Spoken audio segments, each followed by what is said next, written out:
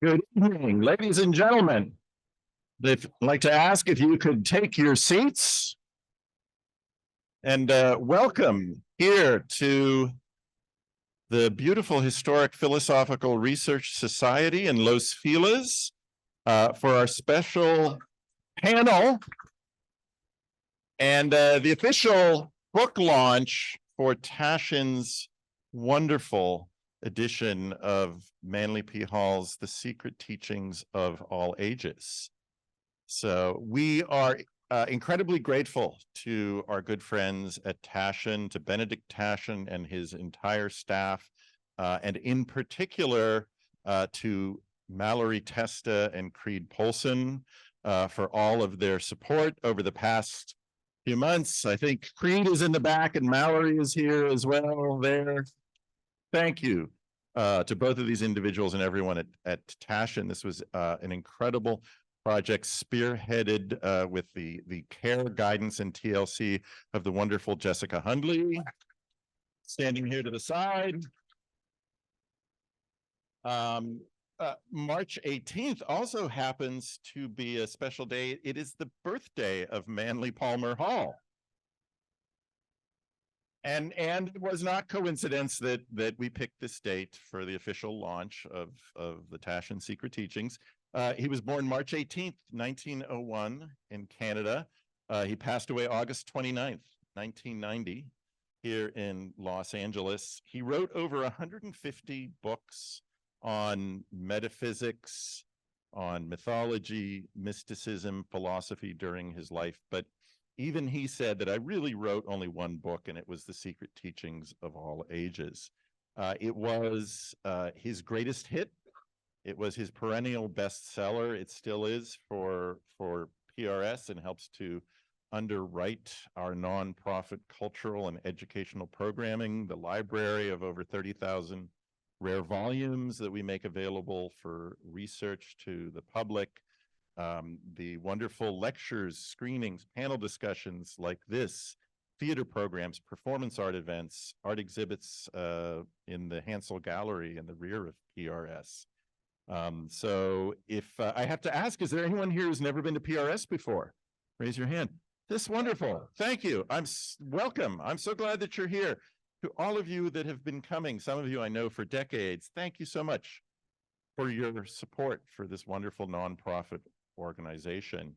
And we have a short 4-minute video clip, a little documentary that was put together just for this evening. We're going to watch that, and then I will be back to introduce our wonderful panelists for the discussion.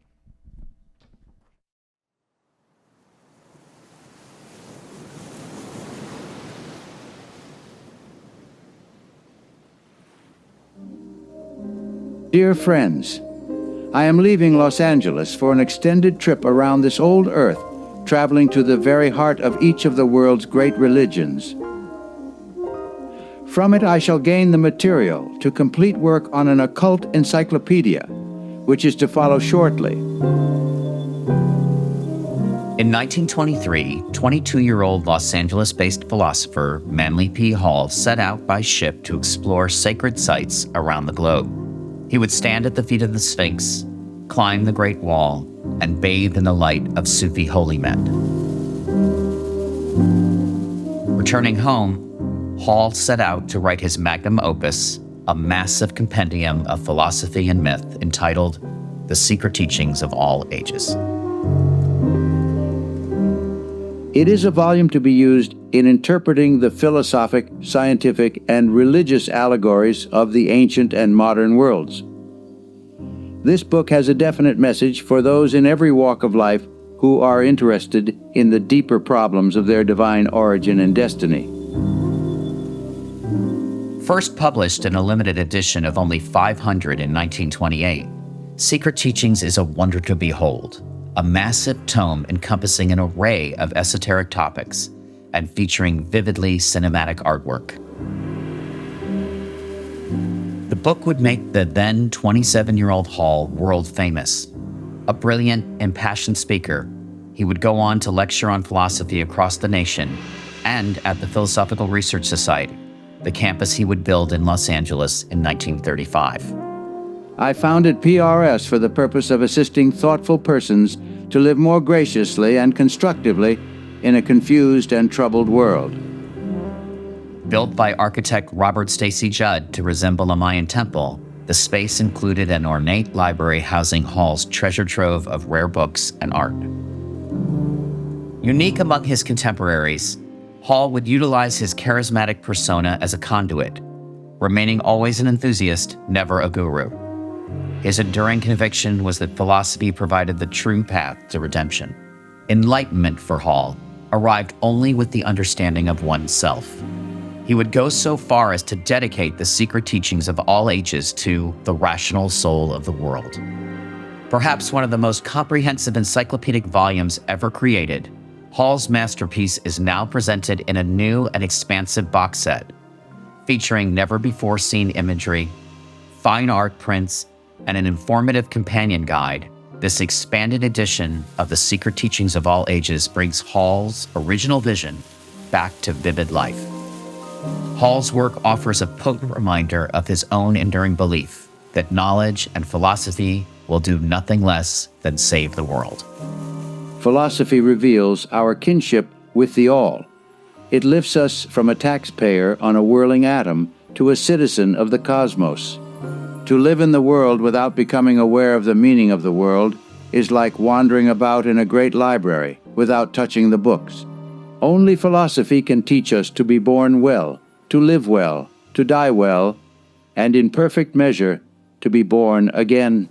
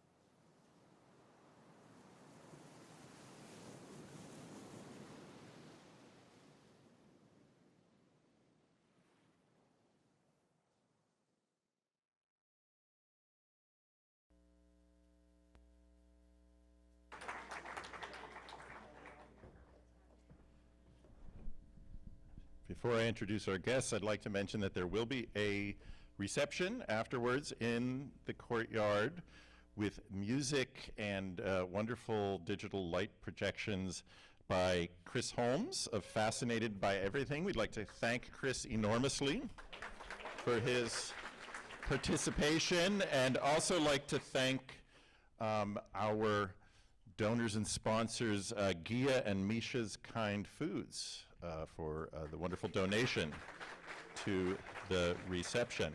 And also like to mention, of course, the bookstore will be open. We do have this beautiful edition for sale, along with John Augustus Knapp prints, and of course many, many other books written by Manly P. Hall afterwards. It is my great pleasure now to introduce to you our panelists. Mathew Weiner is a television writer, producer, and director, the creator and showrunner of the Emmy and Golden Globe winning series Mad Men.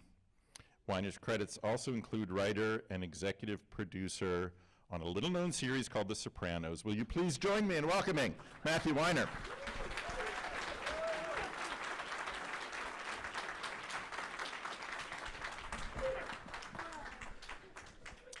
Four-time Grammy winner James Fauntleroy is perhaps best known for co-writing Bruno Mars's Grammy-winning album 24K Magic, including the 10-time platinum That's What I Like, 9 Chris Brown songs, 25 Justin Timberlake songs, 12 Rihanna songs, 5 Beyonce songs, and On the Run with Jay-Z, and featuring on songs with Drake, Big Sean, Kendrick Lamar, J. Cole, Nas, Travis Scott, ASAP, Rocky, and more. Basically everyone in the music industry. James Fauntleroy.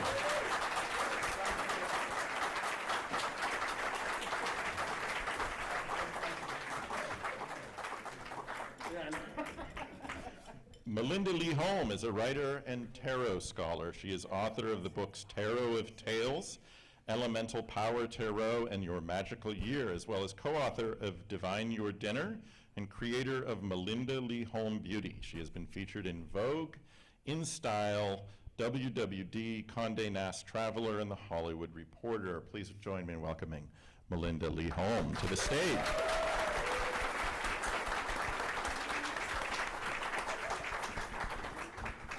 Stephen Reedy is a contributing scholar here at PRS, bringing a relatable approach to exploring the basics of symbolism and comparative philosophy. His other life is in the film and advertising industries, where he has worked with companies including Masterclass, Blumhouse, and Warner Brothers. One of our favorite speakers and presenters here at PRS, Mr. Stephen Reedy.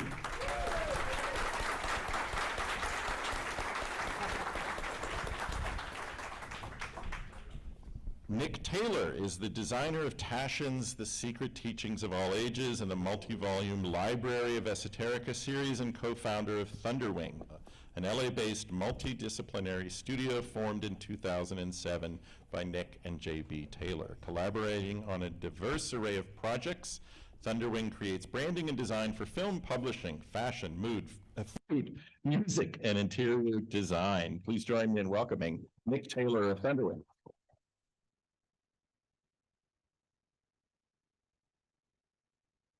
And finally, the passionate flame and creative force behind the beautiful edition of The Secret Teachings that we're launching and celebrating here tonight, as well as the creator and creative force for Taschen's Library of Esoterica series, amazing books, which we have all of them, including the most recent one, Plant Magic, for sale. Jessica Hundley is the editor.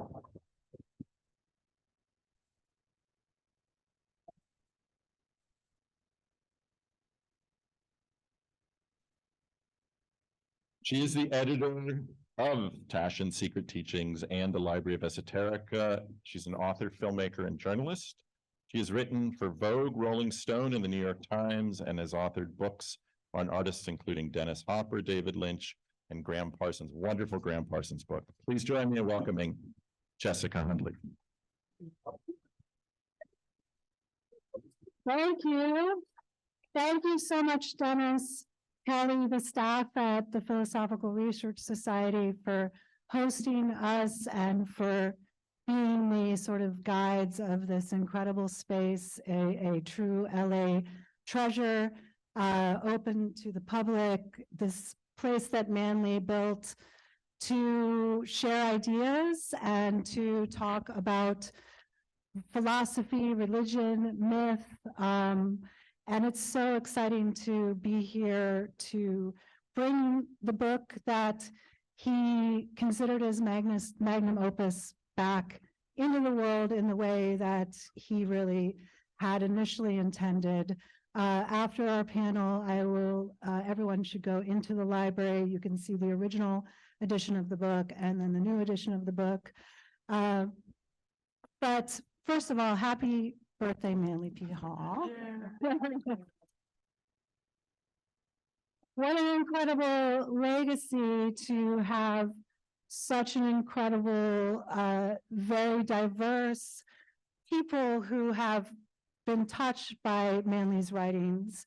We have an incredible panel here tonight because of Manly's incredible legacy of work and wisdom that he put out into the world. So I think I just would like to start with maybe each of you speaking a little bit about when you first sort of came across Manly's work or philosophy in general, sort of when you sort of became aware of this kind of thinking, and particularly Manly's work.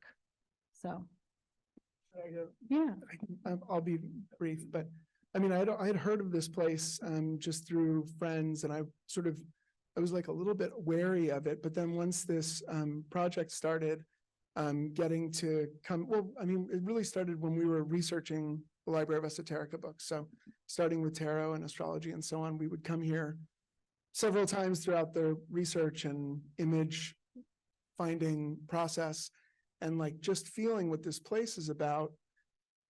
You know, it's the fact that the sort of never the guru idea, the non-dogmatic nature of sharing all these ideas, I think is what makes it so perennially magnetic, and why we all keep coming back here, and knowing that that library is there, and what, you know, you just walk around and you're like, my God, I mean, any one of these books would be like a month, you know, just to take in all the knowledge. So I think this idea of sharing philosophy in a non-dogmatic way is really timeless, and especially important and potent right now, that we can enjoy it sort of without fear of. The rational soul of the world needs it, needs some rationality.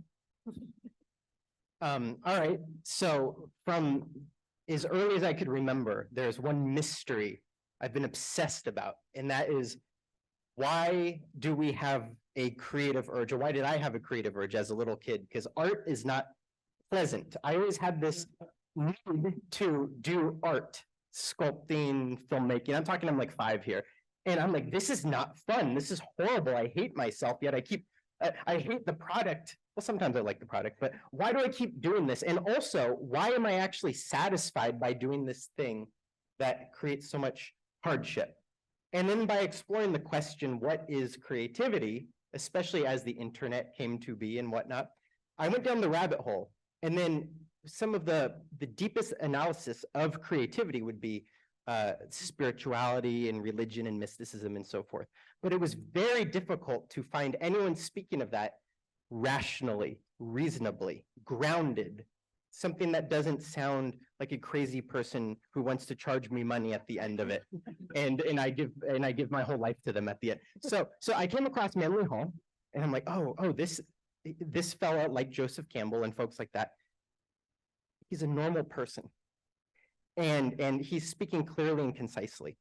I was a fan of his books. And then one day, years after being into his stuff, I close a book cover and it says published at the Philosophical Research Society. And it was like 1 a.m. And I go, that's like 2 blocks away. So the next morning I text a couple friends, if I die, send the police to this location. And I just walk in here, this is about 12 years ago.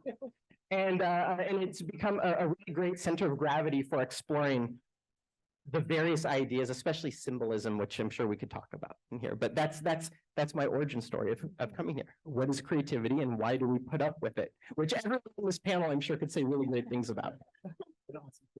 Yeah, I was gonna say, I'm not in a position to say great things about creativity right now. It's in the middle of something.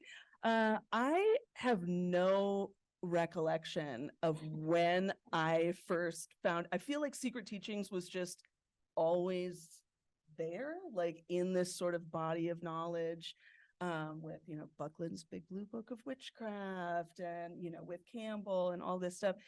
And what really struck me about it as being individual and different from a lot of the other texts was that there is, like you were saying, this rationality and this distance, you know, where in the tarot chapter, even, where instead of saying there are 22 Hebrew letters, there are 22 major arcana cards, therefore this came from that, he backs it up and says, well, yeah, both of these things are true. It's cool, we can work with that. But he separates causality, right, from the correlation. That really struck me. And then when I moved to Los Angeles, I was like, wait, there's a place? There's a place, there's all these people. And I just really fell in love with it. And this book is why I'm married as well. Yeah, because that dude who's DJing out there later said when we first started dating, oh, do you know this book, The Secret Teachings? And I said, yeah. Yeah, I do. And that was that. The rest is history. Yeah, I understand that. Because I've never met anyone. Yeah, my story, I don't know if you guys can hear me, but also, I'm sure many of you have been broke, but I don't know if anyone's gone broke, but that's how my story started, because if you've ever gone broke, you know, that's when you start looking for God immediately. So after all those things they described, I had a lot of money and I spent it as fast as humanly possible.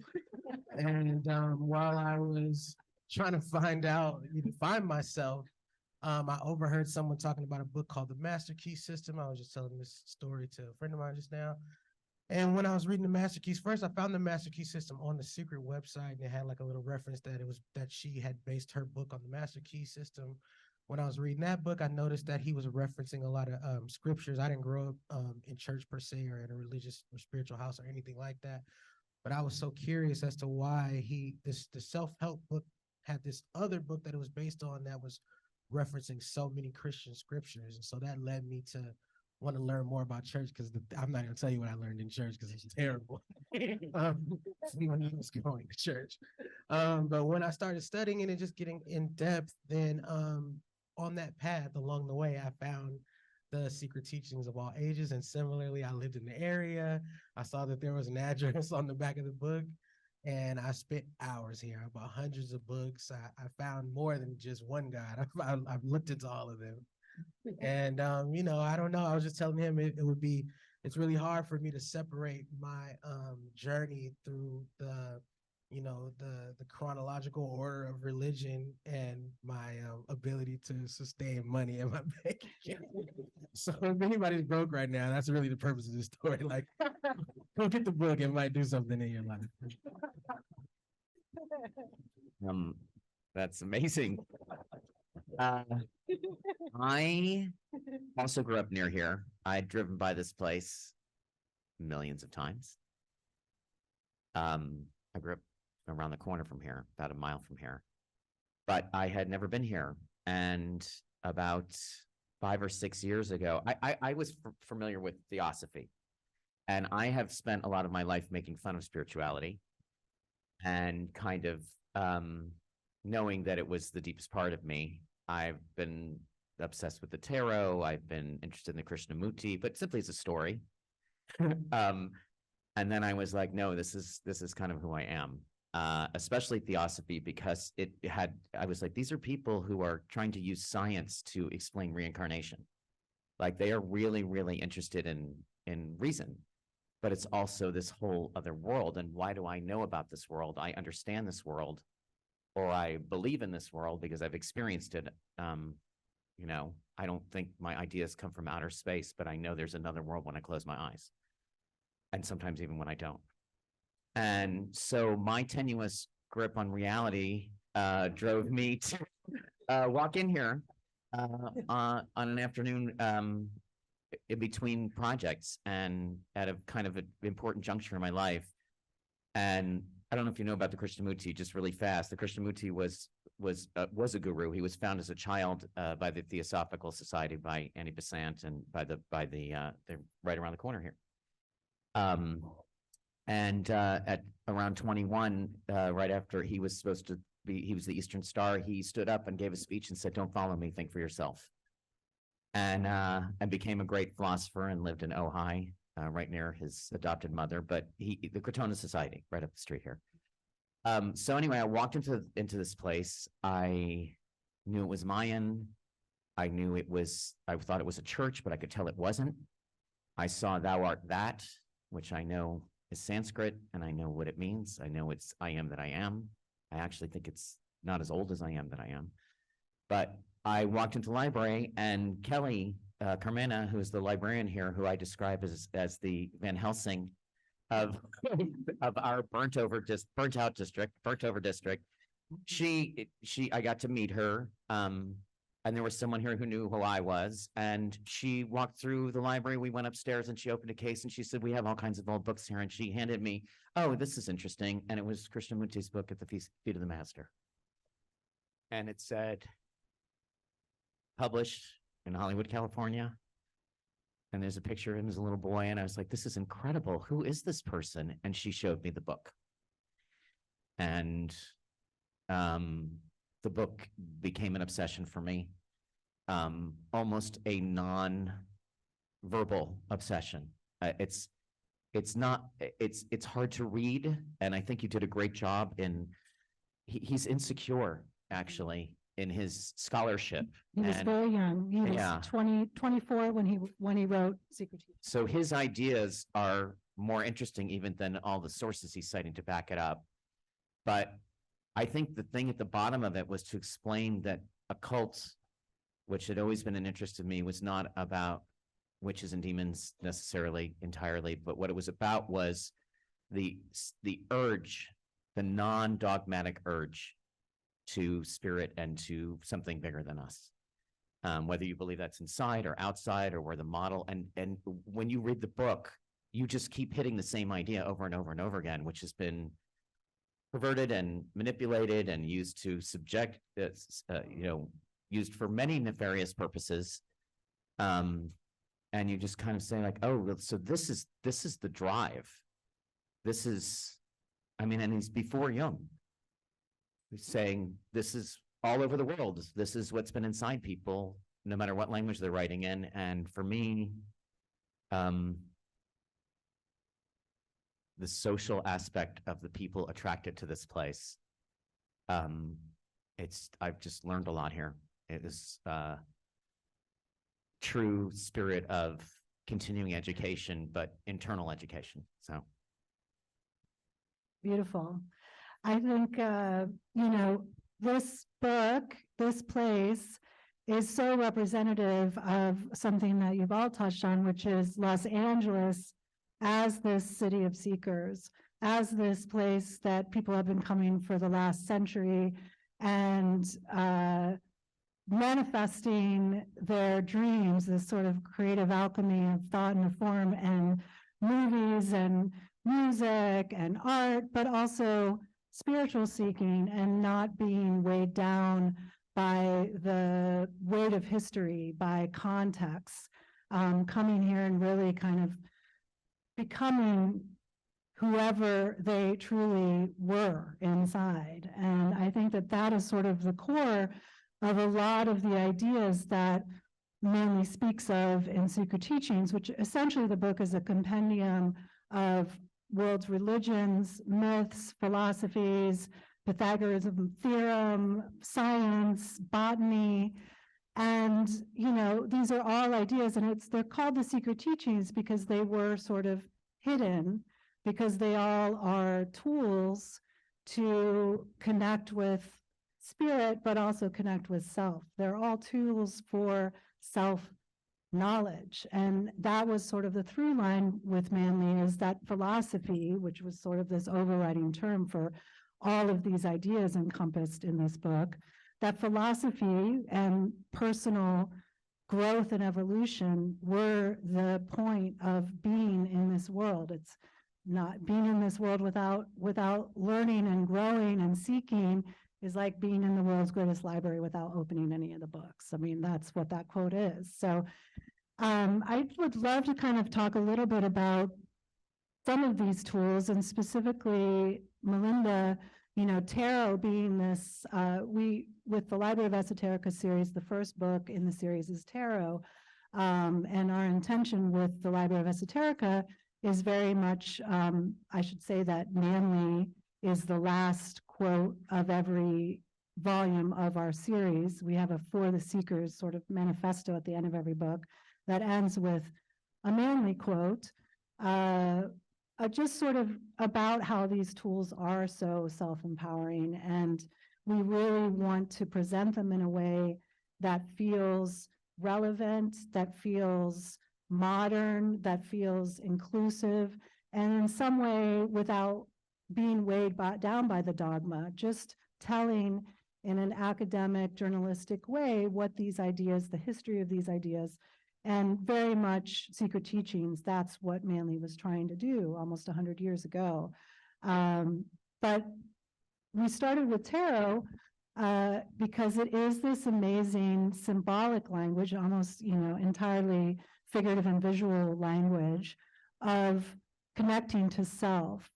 And there is an incredible chapter in Secret Teachings on tarot. There's a tarot deck that Manley created with Manly P. Hall, who was with J. Knapp, who was the artist And so if you could kind of speak, Melinda, a little bit to tarot as a practice. Yeah, well, I was so struck. I went back and reviewed the tarot chapter. So I'm a very good student. And one thing that really struck me was that he's, as you said, he was very insecure and he's citing all these different people.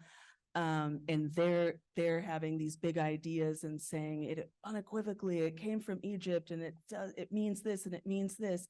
And then his center of it, there's this passage where he says, tarot can, I'm going to paraphrase for sure, that, that tarot can only be seen as three things, as a set of hieroglyphs, and that each correspond to something in nature. And number two, as forces acting on each other. And then three, as a philosophical language. And I thought, like, God, he's the most modern thinker. He's referencing all these other people who have this kind of very old-fashioned, this is this approach. And he had it then. And I feel like in a lot of ways, just now and maybe the past 5, even 10 years, the tarot community and magic community is coming around again to this place of it's not fortune telling. It's not to tell you what's going to happen. It's to kind of give you a map and then let you finish the story. And I was just blown away that he said it so clearly way back then. Stephen, I think that idea too of how these tools are utilized in creativity and in the creative act and the creative alchemy, how each of you kind of incorporates your sort of philosophy into your creative work. Oh, so how would symbolism, or how does this, okay, sure. Well, the book, The Secret Teachings of All Ages, is essentially hanging a bunch of, here's a good metaphor for it. Imagine the truth of all things, the epitome of life energy, that which from everything rose from, is unknowable. It's beyond words, it's beyond categories. The book, The Secret Teachings of All Ages, addresses math, symbols, myths, processes, secret societies, philosophical systems that all try to use words and images to help us know this truth. And imagine this truth is like the Invisible Man. And in Invisible Man movies, there's always the part where like they throw paint at him or hang clothes on him and you can see the shape of it, right? I think that's what, say, this book or esoteric philosophy in general is trying to do. We can't say this is the epitome of truth, but we could go, it kind of looks like this from this angle through this paradigm. So when it comes to creativity, I think creativity is whatever that invisible thing, life energy itself in us trying to come out. And in the process of art, I think then the audience receives it. And then if it hits them right, then they're opened up to it and the life in them moves. So then when it comes to symbolism, there's so many, it's such a vast system, like a surreal image, once you learn a little logical detail about it, you could start to fill it in with your own self, and the tarot is a masterful version of this. And now you're thinking about yourself, and it's really hard to think about the life that's inside of you, the life that powers your mind, your body, your emotions. I mean, that's what psychotherapy is. You pay money to talk to someone to help you think about yourself truthfully, without obstruction, without corruption. So then when it comes to creativity, it's so vast, I'm like lost in a sea of chaos of which thing to pick. But how about this? Because we have two masters of, well, everyone here's a master, you're a master of, you're all masters of creativity. But because I'm a fan of your music and I'm a fan of your TV shows, we could both understand that what you're doing with music, it's a nonverbal tool that opens people up. Yes, there's lyrics, but there's more to it. There's something we can't understand in music. It opens us up, it hypnotizes us, it could make us sad, it could make us happy. You cannot define what it's doing to you when it hits you right. Or when you look at a character's face, and yes, there's been script to build context that this character's at this moment. And then you look at the character's expression and you get goosebumps and you open up and you're like, oh, that power of the nonverbals we're talking about here, that is actually what, say, this book or esoteric philosophy is addressing and dissecting and giving us pathways to understand. Yes, you could use it as an artist to provide service to an audience. That's awesome. But also you could just unpack yourself, because we're just, our mind, body, and emotions are sort of like messy vehicles that we, whatever we are, is operating through. And they're commandeering that which we are, but they're also our partner. And the dissection of that helps us make art, a very difficult process, but also just helps us exist, helps us go from point A to point B, and just helps us, and this is the epitome of it, helps us evolve. And there's no definition of evolution except perhaps what you build for yourself. Something to the effect of be more free. So that's one little thing I have to say about it. But hey, would you guys elaborate on that? Like, do you want to talk about how it flows into music? Because that's absolutely. I mean, hello. Yeah, I would like to talk about that. Yes. So, you know, when I first found the book, I read it through. It was the soft cover book, which is an 800-page book, which means you have to carry it everywhere you go at all times, which means you're going to have a lot of conversations you don't want to have. But I will say that everything that I studied in that book and through that book has had such a profound impact on everything I've made since. Like, the first thing I worked on is there's a famous hip hop producer named No ID that I worked with extensively, and we literally did a project. The name of the group, I don't endorse drug use. The name of the group is Cocaine 80s. Okay, thank you to whoever knew that. And we did an album that which I've said this, actually I said it here one time talking to a bunch of people, but I did an album that the topic of each of the songs, although I didn't explain it overtly, so people were just, I hear about it all the time too. It's really good. You guys should listen to it. But each of the songs on the album is like I use the days of creation in the Bible as a metaphor for the topic of what each song was about. The most popular one on there is called Lucid, and that's I think the seventh day, and there's another one called Higher Self. That's, you know, so that project, honestly, like everywhere I go, all sorts of strange people. I love strange people. I see you out here. All sorts of strange people have walked up to me over the years, talked to me more about that than anything I've done on my entire discography. And because of how it impacted them, and they don't even know what I'm saying. So that's what you're saying, like this unexplainable thing that people are connecting to, not knowing that I was so heavily inspired by studying this material. It proves that even without knowing it, the power of just learning in general. And so, like, since then, I think the most profound impact has been just like after you start studying all these things, at some point you're gonna have to accept that everything that's happening to you is because of your own behavior. Not every single thing, but the vast majority. And so I had to change how I was acting, and you know, in that and that bringing new experiences, and those experiences start bleeding into the music I'm making. And then lastly, although I'm constantly telling my peers, because they're all wondering why I'm doing so much better than them, and I'm constantly telling them it's because I read books, and they don't. No one's reading the books. But when you're learning all these different perspectives, because that's another thing that you said that I thought that you'll realize after you're studying this, is that it's a bunch of different perspectives of a core truth that humans have believed and thought and discussed for thousands and thousands of years. And like, studying that process is really valuable for me as a writer, because there's only three things to write songs about. It's like, I'm in love, let's make love, you know, and you broke my heart, you know. Like, that's pretty much all the songs that I've ever written. That's pretty much So I'm right. really looking for new ways to talk about that. And so that's something that gets serious, like it hit somebody back there. But yeah, it's real. And so like I'm constantly looking for different ways to wrap things to wrap around the metaphor. So not only am I getting like actual material, like what I said, writing songs about the days of creation, but also just the method of communicating a same or similar message in different ways is a really valuable tool as a writer for me.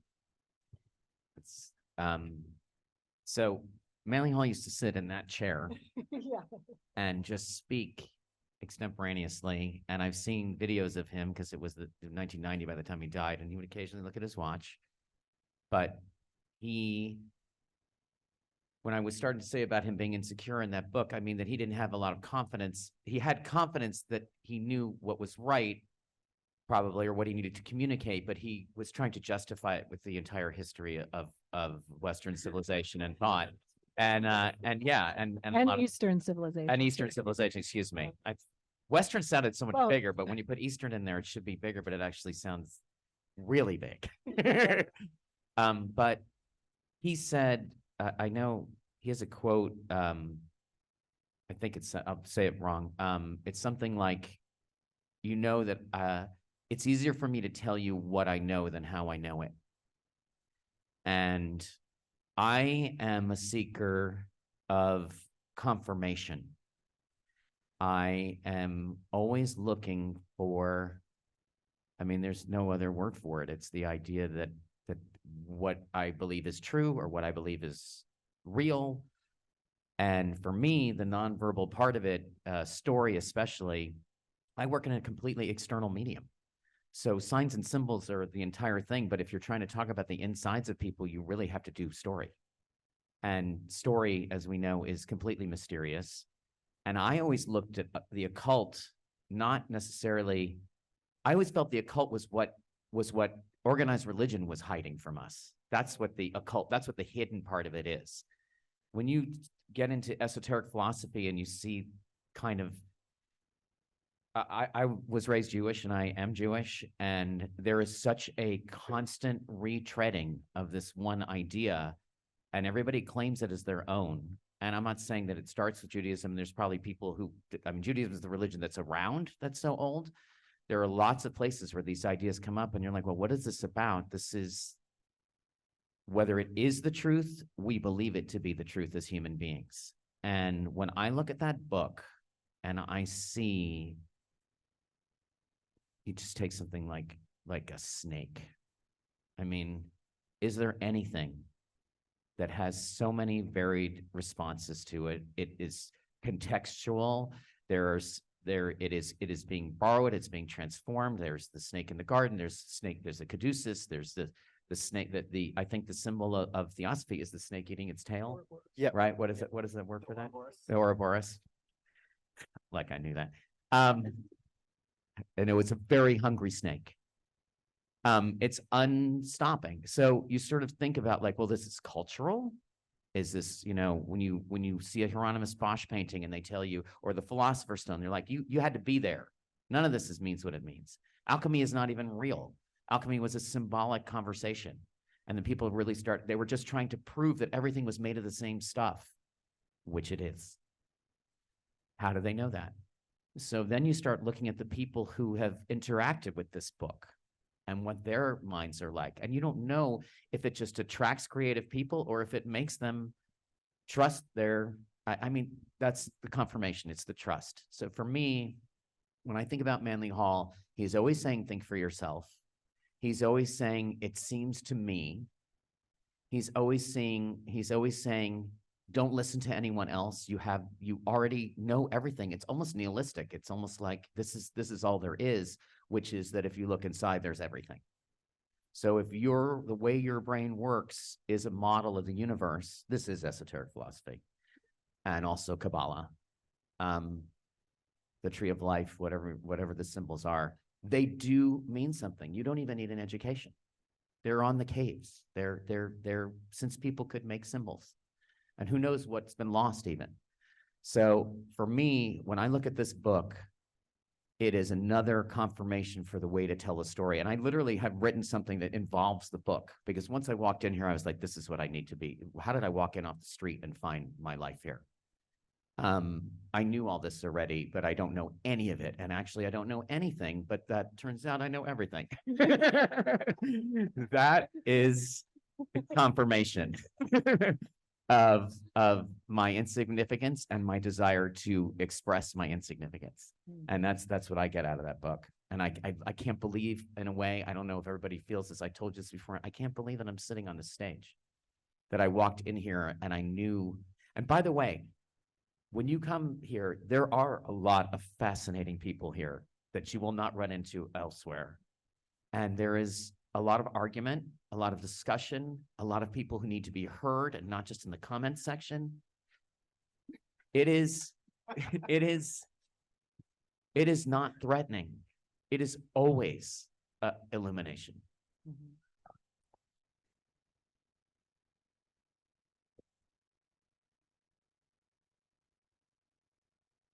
I was just thinking how easy I have it. I mean, as a designer, it's like you go like, the math is there, the numerology is there, the rhythm is there, the meter, the way you count things, the way you shape things. It's like, you just use it, and that's,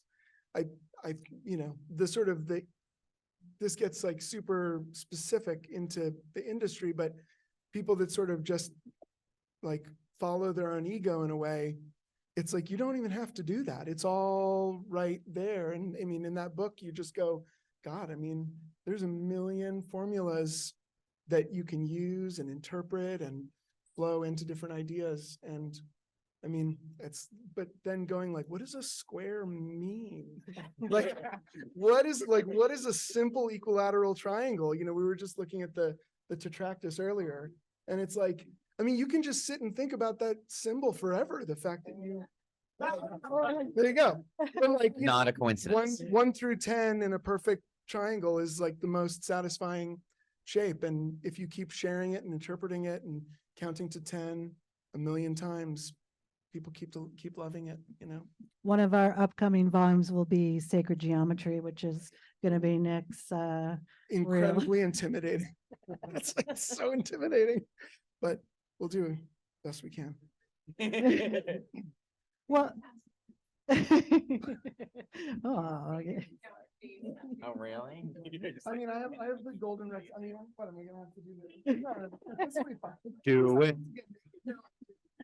Oh, come on.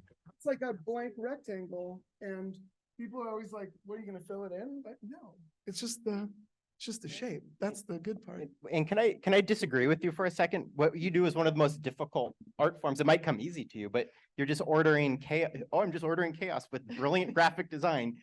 You are decorating order uniquely. Okay. There's a pattern. There's a pattern of existence, and then everything we do. You come work in Yes. the office with Yes. me? It's a 2,000 a day life coaching fee. Okay. I mean, yeah. Also, seriously, I appreciate the modesty, but there is the most spiritual aspect of creating anything is knowing when to stop.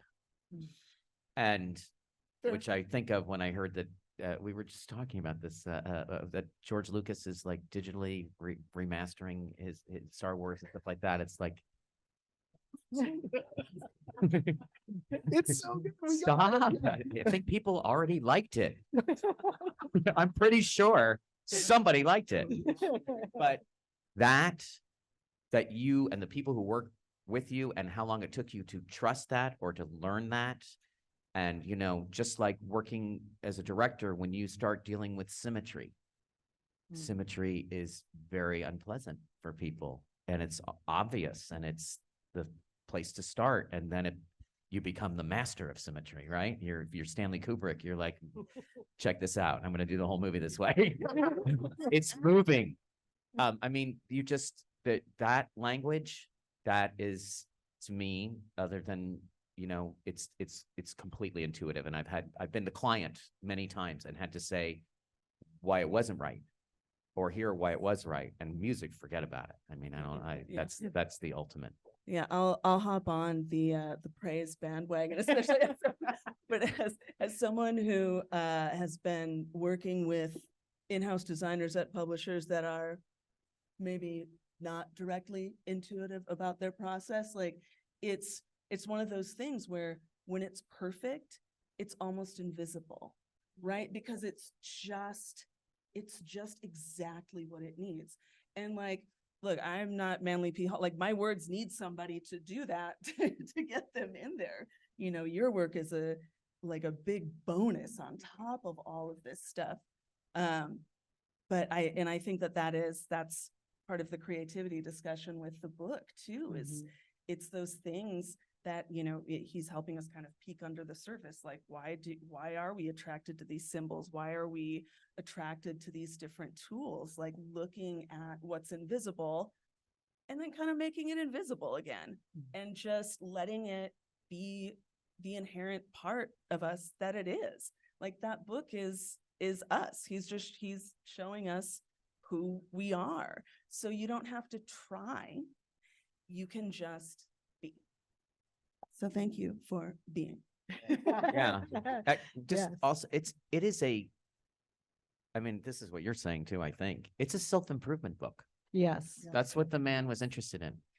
And he's a great writer. And Jessica did something amazing, which I looked at that, where she took out the sources and just put in his arguments, basically. I would call them arguments, but they're kind of like Roland Barthes, like they're kind of like semiotics. I mean, I'm dating myself. I don't think anyone even gives a fuck about what that is anymore. Oh, yes. But his musings are so inspired, and so they're inspired, and they tell you how he has tried to. I mean, did I understand? Was I always obsessed with masonry? Yes. Did I like that it was secret? Yeah. But to find out that it is a secret society devoted to self-improvement, that is literally, you take on the mantle of improving the world. And he wasn't even a Mason when he wrote that. But you have to drink a lot of scotch and smoke cigars as well. There's a right? lot, yeah. Yeah. There's a lot of backslapping.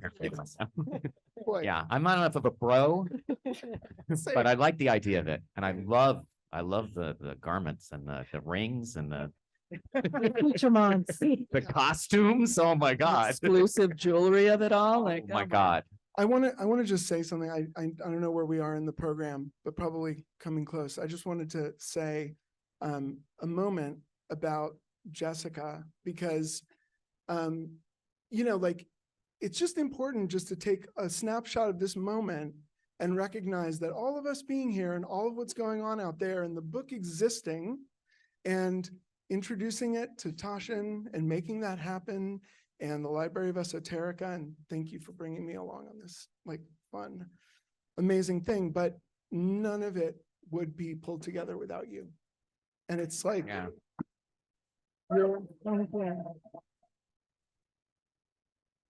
Thank you. I'm just force of nature. I'm a conduit. I feel like very inspired by Manly because I feel he was doing what I would like to be doing and what I apparently am doing, which is bringing this amazing knowledge to the people so that we can grow and learn and evolve and be rational and love one another and see that with all of these diverse religions, all of these diverse ideas, all of these mythologies and stories and folktales, the core is all the same. It's all that love. Love is all there is. Love is where we are here to love one another, to love ourselves, to love the planet, to love this earth, and to grow and evolve. And that's it, and each of these chapters of this book, I mean, that's the sort of core. And you all sort of spoke to this core truth that is, the knowing, the self-knowledge is there, and finding the way in any way you can, whatever is going to speak to you most clearly, whether it's Catholicism, whether it's Judaism, whether it's, wizardry, Pythagoras, there's so many ways in, there's so many keys, and with the Library of Esoterica, that's what we were trying to do, and it was very much inspired by Manly. And I just want to say, really, the reason you're all here is Taschen, which is truly one of the great book publishers of the world. And it's such a great honor. I've worked with them for many years on many different projects. I brought the Library of Esoterica concept to them, to Benedict, who is the Benedict Taschen, the founder and owner and mastermind and sort of key figure in the company. And he took a chance and let me bring on an outside designer, an outside team to create this series. And the first place I came to do research was here. I've been coming here since I moved to LA in 1998. Have been in love with this place. It's gone through many incarnations. There's been a lot of amazing people who have come through these doors. And so I started researching the tarot book, and I saw Secret Teachings, the original edition, sitting on a beautiful table. And I called Benedict up and said, will you please come and see this space? He had never been here. He walked in, and I showed him the original edition. And I said, there's no other publisher in the world that could recreate this in the way that it existed originally. And he said yes, and now we have this incredible new edition. And there's so many amazing iterations of the book, and the book exists in $20 versions and $100 versions and $200 versions. But Manly's vision really was this beautiful mammoth tome that had these incredible images. Jay Knapp was a set painter for Hollywood. This is a Hollywood book. This is an LA book. This is, how do we share these ideas in this visual, elaborate production way?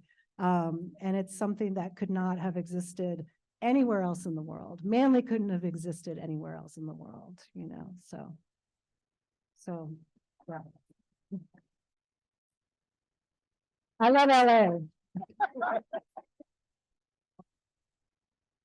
How are you guys feeling? Should we open it up for a little Q&A before, are you guys, is there anything that anyone wants to kind of say before we let the audience? I'd just like to formally apologize to the muses and everybody up there, because I said I didn't have anything nice to say about creativity earlier, because I'm in the middle of a project and I don't want them to abandon me now. So you're all my witnesses. Thank you. They're used to it. It doesn't The alchemical process. Do we have questions? Does anybody have a question? Could you speak to the collaborative relationship between Manly and Knapp, and what was that collaboration like? How much creative direction was going on between them? I can speak a little bit to it. Essentially, there are actually two artists that Manly P. Hall worked with quite a bit. One was Jay Knapp, and another was M.K. Cerulean. MK, there are quite a few beautiful images that Cerulean did that were didn't end up in the book, but they were used. Manly had an amazing journal, The All-Seeing Eye. He wrote many, 150, is that what Dennis said, 150 books. Cerulean did a lot of those, but he created some for Secret Teachings, and then they were edited out, and they're actually in the companion book to the new edition, has the Ceruleans that were created. They, Jay Knapp, they worked on he was, the sort of visual manifester of Manly's ideas. They met early on, and I believe that this was the first project, but then, they started work on it in 1923, 24.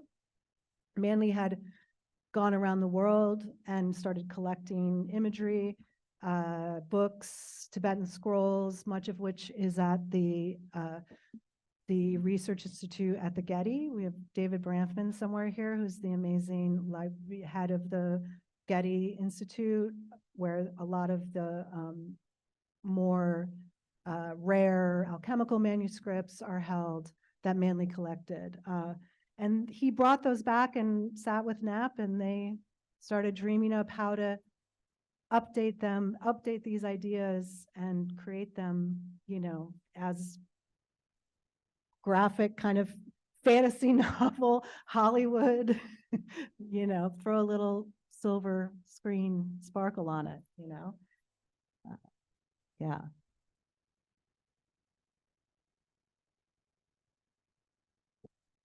Curious, I've read Manly P. Hall's, Jody Willie, our good friend, had published a book on Manly P. Hall, and what was his like early upbringing? Was he raised in a religious family? So his mother, I believe, mother or father was a chiropractor. He grew up in Canada, but he moved to Los Angeles when he was 19 years old and moved in with his grandmother, who was a theosophist. So she was studying, you know, there was so much going on at that time in LA. There was the Theosophist, there was Annie Besant, there's still incredible places here, if you guys don't know, the Crotona, the Besant Lodge, all of this convergent, there was a self-realization center, there was all this stuff kind of converging. And she was definitely in the crux of it and had a lot of salons. And, you know, this is Venice in 1917, 1918, Venice Beach, California. I mean, vaudeville, you know, carnival craziness. So he was in, you know, in that world very much, right, as a teenager. So.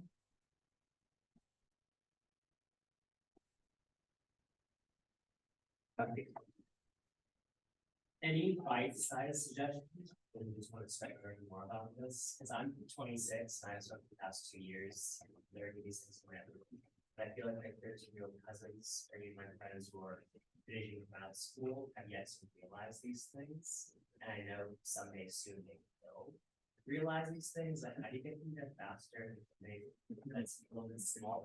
This is actually in the bookstore, style books, and I bought all of them. They're all over my house. They're everywhere. So I think that's a great place to start because it's like literally small doses of the overall material. There's an amazing pamphlet so PRS still produces all of Manley's work. And they have these pamphlets, as you're saying. There's one that he wrote called The 10 Basic Rules of Life. And it's about 50 pages long, and it's the first rule is stop worrying. And it distills his rules of living down, and it's great. So there's all sorts of, and then I think with the series that Nick and I do for Taschen, that is kind of what we want to do. They're predominantly art books first, so they're just beautiful to look at and have around, and then you kind of we condense and contextualize these ideas in a way that I think it's very introductory. So I would fire books. I would also say, as the father of 4 children, that if you know a 13-year-old and you just mention one thing, King Tut, just pick it, dinosaurs, you will hear everything that is in this book. They know, and they forget. You sort of stop trusting it. And one of the great things about people's, you know, drawings, kids' conversations, kids' games, and look, it's always rosy. There's a lot of, you know, the worst of humanity is also there. But it's true. I mean, you know, there's you know, there's not a lot of teasing in the book, but it's interesting to me. I was going to ask you this because we're talking about the spiritual aspects of it or the creative aspects or why we're drawn to it. Jessica has that, but she's also like an incredible historian, and Kelly is really, you know, knows the entire history. He is kind of like a point in the history of these thoughts, in the sense that they had been discounted and disappeared. And he's kind of coming in a moment of spiritualism, of revival, right? There's the Great Awakening in America is like in the 1880s or 1860s. I don't know what it is, but there's a bunch of stuff in New York, and then there's nothing for a while. And certainly the Eastern and European tradition of what was written down about the intellectual history of these thoughts, of the occult that is actually secret but written down. There's kind of no one in between him and like the Middle Ages or something, or the 1700s, or maybe. Is that true? I would say so, as far as putting it all in one place in this way and making it accessible in this way, which is. He went and found all the sources, and Yeah. that, right? That's Yeah. what I heard. Yeah, I mean, that whole collection, which afterwards, everyone should definitely go into the library where you'll see the older book and the new book. But that whole collection, I mean, this is just this amazing collection of books that he collected over the years, and all of this knowledge, and just housing it, sharing it. Yeah, it's really. Can I suggest a book for your, who's your relative? In the Midwest, I feel like the Midwest, that kind of starts people down this. Right. I mean, asterisks to anything I say. If anyone told me to do anything when I was 13, I would do the opposite for about 5 years. So, but that being said, there's first there's Initiates of the Flame by Manly P. Hall. It's a very short book. It's like 7 essays. That's sort of a smoothie of concepts of what is the fire of life. How about that? Very short, very short. Another, and not Manly Hall, is the Kabbalion, which is basic Hermetic rules. And when you read that, especially for a 13-year-old about to enter the wildness of puberty and what is the world, it actually lays out, well, what are the general patterns? What's the order generally of existence that you will decorate with your unique expression? And the third, and this is what's so tricky about esoteric philosophy, we're all built different. Some of us will lean towards the more mathematical Pythagoras angles of philosophy. Some of us will like the complexities of, say, the Kabbalah tree of life. Some of us will love the symbolism of Kali standing on Shiva and what that means. Thus, maybe the one skeleton key would be images, and Taschen has a lot of, Library of Esoterica has great collections of these images, but sometimes looking at these images, and esoteric images are surreal. They're captivating, and you go, how could any of this make sense, though? There's like a chicken with snake for legs. There's like weird half creature, half human things. And then you go, wait, this wasn't made by a crazy person. This was made by generally someone with intention. Of course, if they're doing it intentionally, sometimes people are just surreal. But when people are making esoteric art, they're generally going, okay, I'm going to pull some resources from a consensually agreed upon a collection of ideas of, say, snake symbolism. And it's real easy to unpack snake symbolism because you just look at what snakes do. Oh, this image has snakes. Okay, what do snakes do? Well, they're poisonous or venomous, depending what kind of snake. Well, that is dangerous unless used correctly. Oh, then it becomes medicine. Oh, well, what does the snake represent? Oh, it generally represents the energy of the physical inside of you. Therefore, the energy of the physical inside of you can be a poison or a medicine if used correctly. So if you show a 13-year-old these surreal images and they're just really like, damn, I'm really into this Shiva image, or I'm really into this elemental with controlling the elementals. And then if they're so inspired to keep digging, well, what might it mean? You dig into some of the context. Tarot, again, is the masterful version of this. Alchemy. Every spiritual system generally has its surreal artwork. It's crazy. It's like death metal album covers. But once you unpack it just a little bit, you're like, this is psychology itself, told more brilliantly than Jung, Freud, Adler, Viktor Frankl, all combined. And it's in an image. You know, they say an image is worth a 1,000 words. Like esoteric artwork images are like, oh, okay, here's all of your emotions and like 50 years of conversation, one image. So if you show your 13-year-old family members just some imagery, esoteric, philosophical imagery, again, a lot in the Taschen Library of Esoterica books, that might be your entry point. And also, you don't gotta, 13-year-olds don't like reading necessarily, so. So my answer for everything is get them a tarot deck. You're the cool one in Los Angeles. I'm from the Midwest as well. Just give them a tarot deck and say nothing. They'll look at it. Trust me. If you tell them about the all-seeing eye and you show them a picture of it, whether it's on the outside of this book or not, and they start to see it and see it and see it and hear it talked about and see the word and realize that every single person from like Albert Einstein to like everybody you work with, it, you know, that's when they feel like they belong.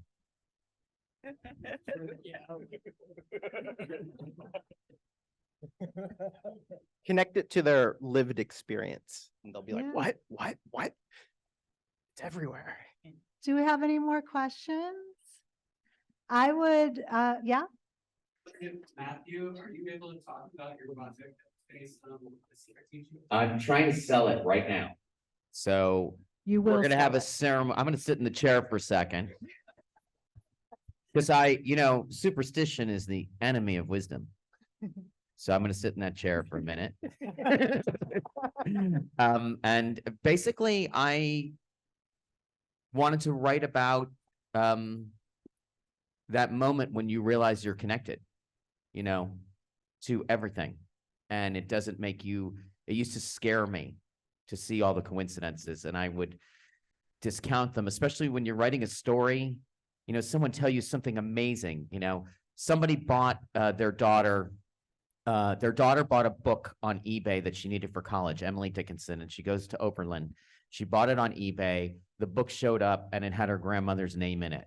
And they're like, oh, isn't that incredible? And I'm like, I can't use that because the audience knows I can say anything. So why don't I just make it a coincidence? And then I was like, at a certain point, when you open yourself up to it, there are no coincidences. The conversation is constant. The contact is constant. Your focus is constant. You're, dare I say, spiritually connected to, I can tell you right now, all these people feel like they know each other. We all feel like we know each other. It's not just because we know Jessica. That is not a coincidence that this happened. So what happens when someone starts to admit that? And in the story, it's basically, there's a murder mystery that, where all of the clues are coincidences. But of course, everything can be explained, but of course, it's still a mystery. So it's basically really funny, and it's a film noir sort of thing about a writer, and it features them finding out about this book, and they stop the car and they look and they're in front of the PRS, and I literally was like, I would never, ever have written that before, but it happened to me. So hopefully I'll be here after we make it. So I am going to invite everyone into the second half of the evening, but first I would like to bring up Chris Holmes, who has created an incredible visual experience outside for us. Chris, do you want to talk a little bit about what people are about to witness? And thank you all for listening. Thank you all for being here and for adding your incredible wisdom and enthusiasm and talent to the mix. Thank you for having us. Thank you. And thank you for bringing the book back. Thank you for bringing the book back. Ladies and gentlemen, Chris Holmes. Thanks, Jess. It was funny being here tonight because I actually connected with Jess doing another Taschen project that she was doing. And I was telling her about a project that I'm working on that I'm going to share a little bit with you guys outside.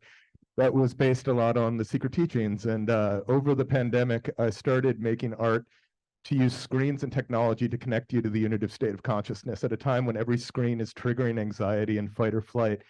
I tried to find ways to visually put you in a state of mind. So I was making these headset pieces for VR, and I was making these physical light sculptures and making massive kaleidoscopes and stuff. And over the course of the pandemic, I developed a whole bunch of these and was doing remixes of Manly P. Hall lectures, creating live score with Oliver Krause, who's here with me, who's going to be playing cello in the lobby or in the courtyard. And I found that, all of the stuff that I was trying to communicate is stuff that's in secret teachings, and it's stuff that's in Manly's lectures. But trying to find ways to get people out of that state of fight or flight and connect with wonder and joy, and created a company called Fascinated by Everything. I have hypomania, my brain's always going off like fireworks. And I could be stuck in a state of worry, or I could be stuck in a state of wonder. And so the last couple of years, I've started creating some artwork where we're gonna have a dome in LA next year by the SoFi Stadium. It's a 100-foot screen at 12K, and they're gonna be playing my experiences there. But what you'll see outside are collaborations I did with a laser artist. And so it's all physical laser light sculptures. And then I took two lectures, two of my favorite Manly P. Hall lectures, and used some new AI stuff and took the noise out of them. So I'm going to do remixes with live score to the Secret Teachings lecture and the Holy Grail lecture. And we'll just have some fun with it. But, you know, I think that you guys all hit on this point that it's about connecting to that unitive state. And, you know, whether it's through creativity or a religious experience or just a connection with another person, you know, we're in a time right now where everything is triggering that ego. And it's so important to find non-egoic ways to kind of experience art. And that's what the Secret Teachings has always really been about for me. So we're going to get weird and it'll be mellow. But I'm really stoked to be here. It's an honor. That's the guy. Yeah. That's the guy who asked me about the book, by the way. So there are drinks, there will be drinks. Please go into the library, look at the books, look at the Secret Teachings books, talk to one another. You're all here for a reason.